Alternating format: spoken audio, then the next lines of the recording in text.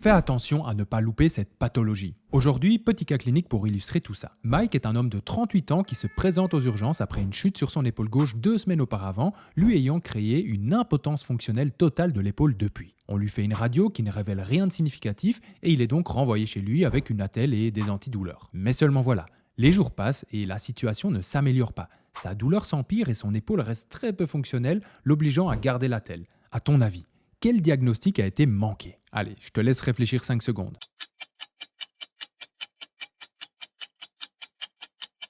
Eh bien, figure-toi que Mike avait en fait une luxation postérieure d'épaule ainsi qu'une lésion de Hill-Sachs inversée et que ces deux éléments ont été manqués lors du bilan initial ainsi que sur la radio. En gros, pense à ce diagnostic si le patient ne sait plus ou quasi plus bouger son épaule, que son bras semble bloqué en adduction et rotation interne et que, évidemment, il y a eu un traumatisme comme par exemple une chute. Et attention, car une radio en vue antéro-postérieure pourra passer à côté de la luxation postérieure et donner l'illusion que en fait la tête humérale est bien positionnée alors que c'est pas du tout le cas. Ah, et si jamais tu as envie d'en apprendre plus sur la kiné, eh bien rejoins-nous sur fullphysio.com où des milliers de ressources utiles à ta pratique quotidienne t'attendent.